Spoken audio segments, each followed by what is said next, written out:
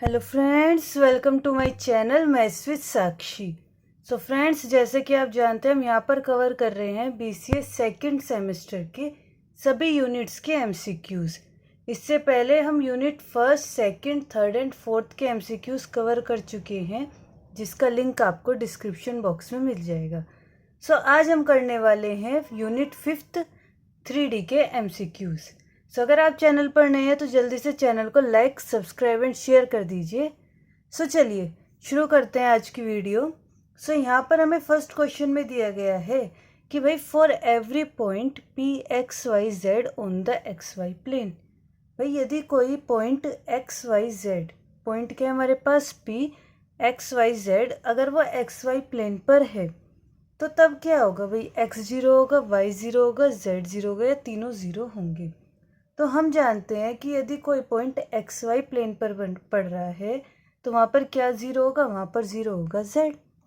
भाई जिस प्लेन में होगा वही दो पॉइंट्स तो एग्जिस्ट करेंगे, यानी कि उसमें एक्स एंड वाई यही दो पॉइंट एग्जिस्ट करेंगे, जेड क्या होगा अपना जीरो होगा। नेक्स्ट क्वेश्चन देखते हैं। The distance of the point A B C from the X axis is. कह रहा है एक पॉइंट हमें दिया गया है पी, ए बी सी उसके कोऑर्डिनेट्स हैं, और कह रहा है एक्स एक्सिस से इसकी डिस्टेंस क्या होगी। सो चलिए जल्दी से फिगर बनाकर इसको क्लियर करते हैं। तो यहाँ पर हम बना लेते हैं 3D। सो ये हो गई अपनी एक्स एक्सिस, इसको ले लेते हैं वाई, एंड ये है अपनी जेड एक्सिस। पॉइंट पी हमने यहाँ पर कंसिडर कर लिया और इसके कोऑर्डिनेट्स क्या हैं ए बी एंड सी। तो कह रहा है इसकी एक्स एक्सिस से डिस्टेंस निकालनी है, तो एक्स एक्सिस ये है, इस पॉइंट को मैंने नाम दे दिया है क्यू। तो इस क्यू के कोऑर्डिनेट्स आप बता सकते हैं क्या होंगे। देखिए यहाँ पर ये क्या है ए, तो क्यू के कोऑर्डिनेट्स अपने क्या होंगे भाई, ऑब्वियसली ए जीरो जीरो। भाई एक्स एक्सिस पे सिर्फ वाई और जेड तो ज़ीरो होंगे, क्योंकि ये भी ए दूरी पर है तो ये भी कितना होगा अपना ए दूरी पर होगा। अब बात करते हैं कि हमें डिस्टेंस कौन सी चाहिए। भाई ये पी क्यू डिस्टेंस हमें चाहिए। तो हम जानते हैं कि डिस्टेंस का फॉर्मूला क्या पढ़ा था हमने, under root x2 minus x1 का whole square plus y2 minus y1 का whole square plus z2 minus z1 का होल स्क्वायर। तो यहाँ पर अपना x2 क्या, हमें पी क्यू की वैल्यू चाहिए, तो x2 कितना हो गया a, तो a माइनस है यानी कि ज़ीरो हो गया है, ज़ीरो माइनस b यानी कि b का स्क्वायर हो जाएगा, and zero minus c that means c का स्क्वायर।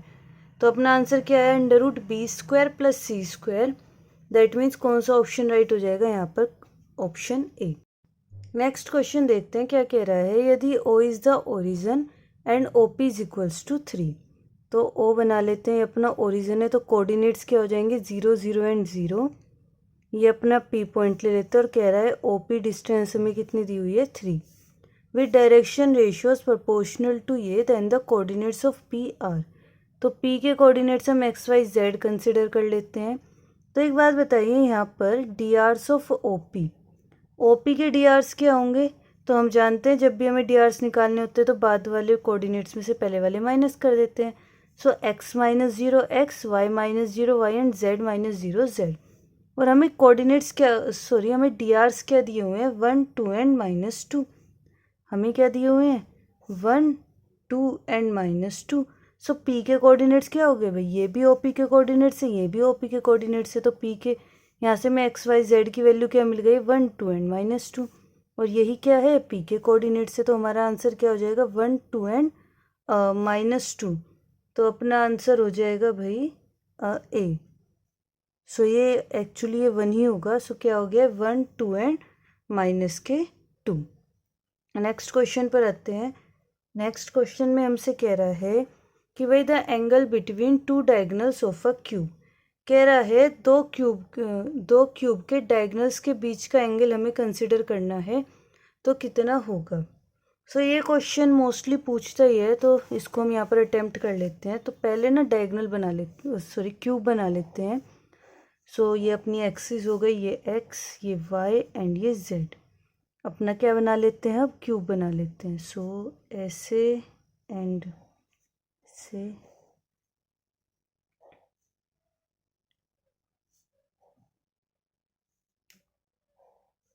सो ये अपना क्या बन गया है, क्यूब बन गया है। इसको नाम दे देते हैं भाई, इसको हम दे देते हैं ए, एंड ये बी, सी, डी, ई।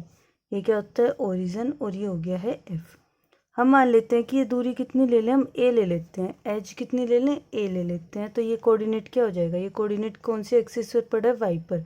तो इसके कोऑर्डिनेट्स हो जाएंगे OA 0, और इसके कोऑर्डिनेट्स क्या हो जाएंगे, जेड पर पड़ रहा है तो ये कितना हो जाएगा 0 0 ए, एंड ये एक्स एक्सिस पर पड़ रहा है तो A 0 एंड 0। अब अगर हम इस वाले पॉइंट की बात करें तो ये कौन से प्लेन में पड़ रहा है, YZ प्लेन में। तो x 0 रहेगा यहाँ पर, YZ हो जाएगा AA। ये वाला कोऑर्डिनेट को इसमें पड़ रहा है XZ प्लेन में, तो क्या हो जाएगा A 0 A, एंड ये वाला कोऑर्डिनेट पड़ रहा है x और y प्लेन में, तो ये हो जाएगा AA 0। और ये जो होता है ये तीनों प्लेन पर पड़ता है, तो ये कितना हो गया AA एंड A। तो अब यहाँ पर हमें क्या देखने पड़ेंगे, डायगोनल्स। तो डायगोनल्स के लिए देखिए यहाँ पर हमारे पास डायगोनल्स कौन कौन है, देखिए डायगोनल्स हैं हमारे पास यहाँ पर, एक तो अपने पास OG, तो इसको नाम देते हैं हम G। तो OG अपना क्या है, एक डायगोनल ये है। एक है अपने पास EB, ये ले लेते हैं, ये भी एक डायगोनल है। और कौन है यहाँ पर अपने पास CF, ये रहा एक डायगोनल, ये रहा CF। और एक डायगोनल है अपने पास A से D मिला दे तो ये भी क्या एक डायगोनल है। क्वेश्चन में कहा गया है किन्हीं भी दो डायगोनल्स के बीच का एंगल हमें चाहिए। फॉर्मूला क्या होता है एंगल का, cos theta is equals to OG vector dot EB vector. हम किस किस के ले ले रहे हैं, OG एंड EB के बीच में, तो modulus of OG vector and modulus of EB vector. तो cos थीटा क्या हो जाएगा, OG वेक्टर है ना, तो और G वेक्टर, तो O के कोऑर्डिनेट्स हम जानते हैं 0 0 0, क्योंकि ये क्या है, ये ओरिजिन है। तो OG वेक्टर, तो OG वेक्टर क्या हो जाएगा, जरा देखिए, A minus 0 AI and A minus 0 AJ and A minus 0 AK। अगर मैं EB वेक्टर की बात करूँ, ये रहा E और ये रहा B, तो 0 में से A जाकर कितना हो जाएगा, माइनस के AI and A minus 0 plus के AJ एंड प्लस के AK। अपॉन में आएगा, मॉडुलस तो आप जानते हैं क्या होता है, मैग्नीट्यूड होता है। ये क्या होता है भाई, इनका स्क्वायर, यानी A square plus A square plus A square, A square plus A square plus A square. इसको सिंप्लीफाई करते हैं, देखिए डॉट प्रोडक्ट हो रहा है यहाँ पर, तो A की A में करेंगे तो कितना आएगा, minus K square plus K square plus K A square. Upon में हो रहा है √3A² √3A²। तो A स्क्वायर से A square cancel, A square upon, तो रूट हट जाएगा तो कितना आ जाएगा 3A², A स्क्वायर से A स्क्वायर कैंसिल, तो हमको क्या मिल गया है, cos theta is equals to 1/3। तो थीटा कितना आ गया, cos इनवर्स 1/3। सो देखते हैं कौन सा ऑप्शन सही है यहाँ पर, तो अपना ऑप्शन सही है D, cos inverse 1/3। Next question में देखिए क्या कह रहा है, the angle between the straight lines. तो यहाँ पर हमें दो स्ट्रेट लाइन्स दी गई हैं और इनके बीच का हमें क्या निकालना है, एंगल फाइंड आउट करना है। तो स्ट्रेट लाइन्स यहाँ पर है हमारे पास x + 1/2 y - 2/5 z + 3/4 and second है ये। तो देखिए फॉर्मूला तो हमारे पास यही रहने वाला है, क्या होता है भाई, cos theta is equals to A1 A2 plus B1 B2 plus C1 C2 and upon में होता है √A1² B1² C1² and √A2² B2² and C2²। और हम जानते हैं ये A1 A2 B1 B2 ये सब क्या है, ये हमारे DR से दोनों लाइंस के। तो ज़रा यहाँ पर ध्यान दीजिए, जो ये हमारी दोनों लाइंस हैं ना, तो जो इनके डिनोमिनेटर में होता है ये अपने क्या होते हैं, ये अपने होते हैं DRs। तो फर्स्ट लाइन के DRs मेरे पास क्या क्या है, 2 5 एंड 4 एंड सेकंड लाइन के क्या हो गए 1 2 एंड -3। ठीक है, तो यहाँ पर मुझे मिले हैं फर्स्ट लाइन के DRs हैं 2 5 एंड 4 एंड सेकंड के क्या है मेरे पास यहाँ पर 1 2 एंड -3 1 2 एंड -3। इस फॉर्मूले में हम इसको पुट करने वाले हैं। सो cos थीटा क्या आएगा, A1 A2 एक तरीके से A1 B1 C1 है और ये A2 B2 C2 है। तो A1 A2 हो गया 2, B1 B2 10 and C1 C2 हो गया -12। अपॉन में इनका स्क्वायर कर लिखेंगे, यानी 4 + 25 + 16, ये कितना हो रहा है 1 + 4 + 9।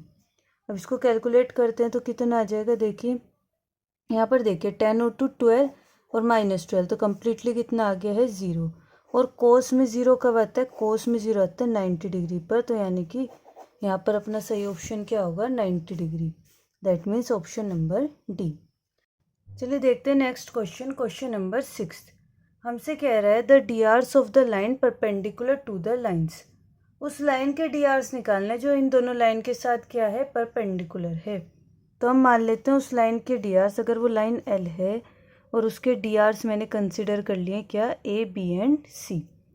L1 के डीआरस हमें दिए हुए हैं क्या क्या भाई, 2 -3 एंड 1। और यहाँ पर हमें L2 के डीआरस क्या दिए हुए हैं, 1 2 एंड -2। तो अब हमसे कह रहा है कि जो ये जो लाइन है ना, इन दोनों लाइन से क्या है, परपेंडिकुलर है, यानी कि L L1 के साथ भी परपेंडिकुलर है और L L2 के साथ भी परपेंडिकुलर है। और परपेंडिकुलर की कंडीशन कहती है A1 A2 plus B1 B2 plus C1 C2 किसके इक्वल, 0 के। तो A1 A2 यानी 2 है, अगर हम इन दोनों की बात कर रहे हैं -3B plus C is equals to 0। अगर हम इन दोनों की बात करें है ना, L एंड L2 की, तो क्या हो जाएगा A plus 2B minus 2C is equals to 0। अब इन दोनों इक्वेशन को सॉल्व करके किसकी वैल्यू निकाल दें, A B एंड C की। तो देखो इनको कैसे सॉल्व करते हैं, यहाँ पर A, यहाँ B एंड यहाँ पर क्या आएगा C।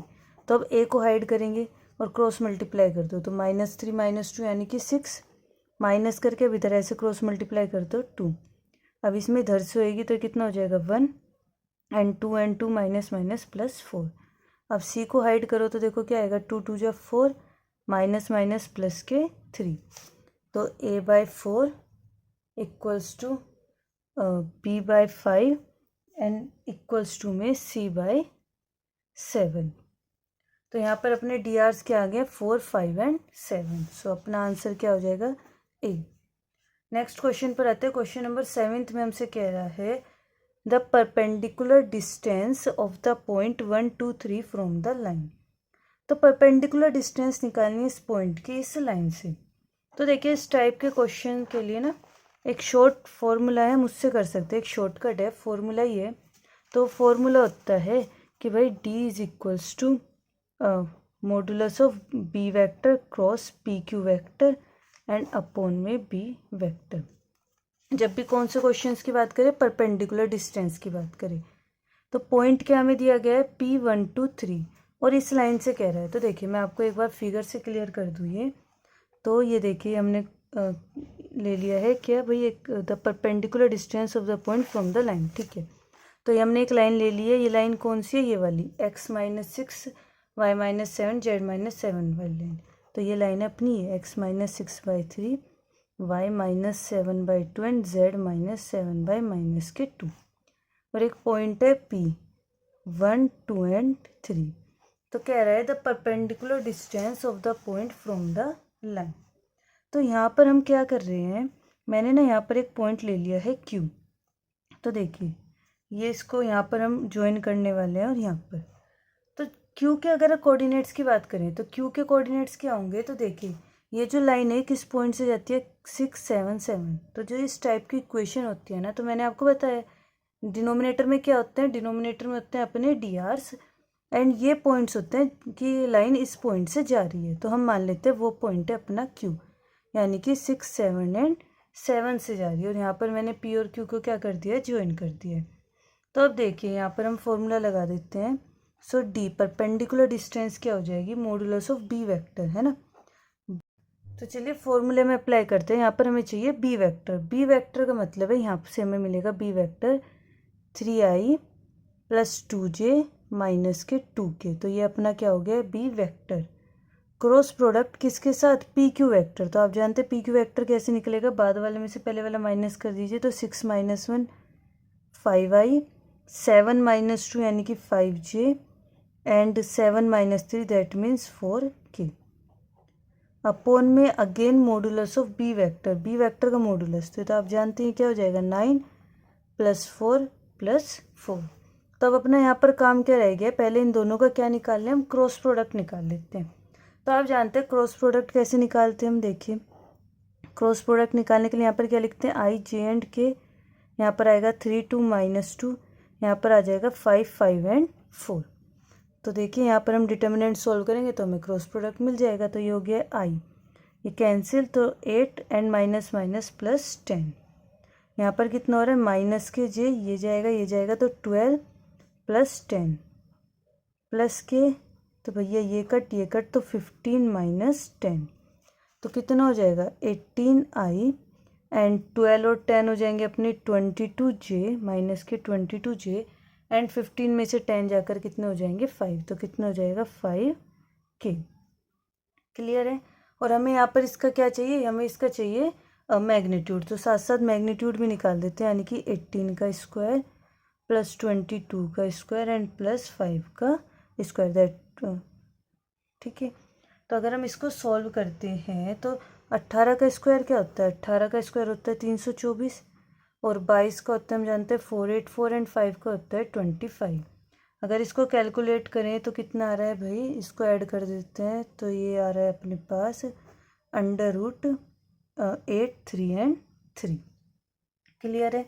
तो इसको यहाँ पर लिख देते हैं, तो डी की वैल्यू कितनी आ गई है √8 3 एंड 3, और यहाँ पर अपोन में कितना हो रहा है भाई, तो 9 4 और 4 8, 9 8 कितना हो गया 17 √17। तो देखिए यहाँ पर हम इसको ऐसे भी तो लिख सकते हैं √833/17, और ये यहाँ पर कट हो जाएगा, यहाँ पर ये कट होने वाला है 49, जैसे आप देख लीजिएगा बिल्कुल कट होएगा 49 पर, तो हमारे पास क्या बच गया √49, और ये किसका होता है 7 का। तो हमारा आंसर क्या आ गया है 7। तो क्वेश्चन नंबर 7 का आंसर क्या होगा, ए।